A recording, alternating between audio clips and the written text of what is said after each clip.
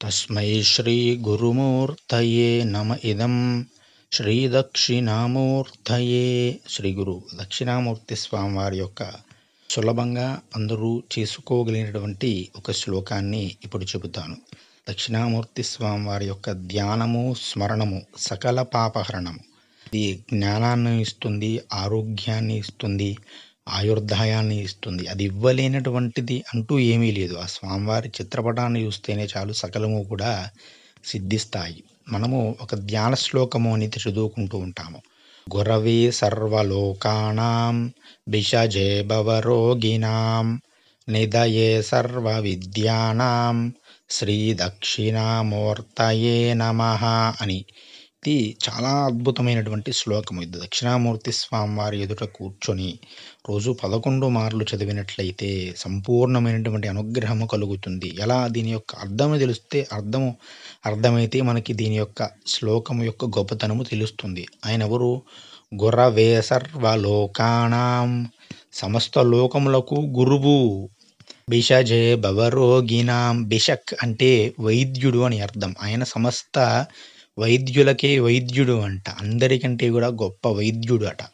దేని ఏం చేస్తాడు ఆ వైద్యుడు? భవరోగిణాం, భవరోగమును తీసేస్తాడంటే ఈ శరీరంలో పుట్టినటువంటి రోగాలు తీసేస్తాడు, మనస్సులో పుట్టినటువంటి రోగాలు తీసేస్తాడు. ఈ శరీరము మనస్సు ఉన్నటువంటి శరీరం అనేటువంటి ఒక శరీరాన్నే ఒక భవరోగము, ఈ సంసారం అనేటువంటి రోగాన్ని తీసేస్తాడు. ఈ రోగము ఆ రోగము కాదు, సమస్త రోగములకు మూలమైనటువంటి సంసారం అనేటువంటి రోగాన్నే తీసివేయగల వైద్యుడు, గొప్ప వైద్యులకే వైద్యుడు దక్షిణామూర్తి స్వామివారట.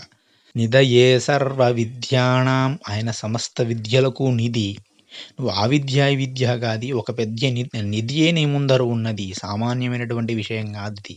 ఒక నిధినే నీ ముందర ఉన్నది. ఆ సామాన్యమైనటువంటి ధనము కాదు, గొప్ప నిధి ఆయన. సమస్త విద్యలకు కూడా నిధి, సమస్త వైద్యములకు కూడా ఆయన గొప్పవాడు, సమస్త వైద్యులలో గొప్పవాడు, సమస్త ఐశ్వర్యములకు నిధి, సమస్త విద్యలకు కూడా నిధి. అటువంటి దక్షిణామూర్తి స్వామివారికి నేను నమస్కరిస్తున్నాను అని రోజు కూడా నమస్కారం చేసినట్లయితే విద్య, ఉద్యోగము, ఐశ్వర్యము, ఆరోగ్యము ఏదంటే అది లభిస్తుంది. సమస్తము కూడా ఇవ్వగలుగుతున్నాడు. ఎందుకంటే గురువు యొక్క గొప్పతనము కారణంగా ఇవన్నీ కూడా సిద్ధిస్తున్నాయి. కాబట్టి ఈ గురు శ్లోకమును ప్రతి ఒక్కరూ కూడా ప్రతినిత్యము కూడా గురు దత్తాత్రేయ స్వామి వారి యొక్క చిత్రపటాన్ని చూసుకుంటూ దీనిని 11 మార్లు జపం చేసేటువంటి ప్రయత్నం చేయండి. తద్వారా గురు అనుగ్రహము సంపూర్ణంగా మన యందు ప్రసరిస్తుంది. దీన్ని ఎవరైనా కూడా చదువుకోవచ్చు, చిన్న పిల్లల నుంచి పెద్దవారి వరకు.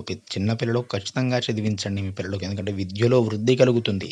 నిదయే సర్వ విద్యానాం కదా, గొప్ప విద్యావంతులు అవుతారు, ఉద్యోగం లభిస్తుంది. విషజే భవరోగిణాం, అనారోగ్యవంతులు చదువుకోవచ్చు. గురవే సర్వలోకానం, కాబట్టి గొప్ప గురువులు కూడా చదువుకోవచ్చు. గొప్ప స్థితిలో ఉన్నాను అనుకున్న వారు చదవచ్చు, అసలు ఏమీ లేనటువంటి వికారులైనా కూడా చదువుకోవచ్చు. శ్రీ దక్షిణామూర్తయే నమః. ఆయన దక్షిణామూర్తి అంటే ఏమిటి? సమస్తము ఇవ్వగల సమర్థుడు. దక్షిణ అంటే సమర్థత అన్నమాట. నువ్వు ఏది కోరితే అది ఇవ్వగల సమర్థత ఉన్నటువంటి రూపం అది దక్షిణామూర్తి స్వామివారిది. కాబట్టి దీనిని అందరూ కూడా శ్రద్ధగా చదివి పారాయణ చేసుకొని దక్షిణామూర్తి స్వామివారి యొక్క అనుగ్రహాన్ని పొందండి. మున్ముందు పూర్తిగా శంకరులు చేసినటువంటి అద్భుతమైనటువంటి దక్షిణామూర్తి స్తోత్రం యొక్క అర్థాన్ని కూడా మనం దక్షిణామూర్తి స్వామివారి యొక్క అనుగ్రహంతో చెప్పుకుందాం. శ్రీమాత్రే నమః. స్వస్తి.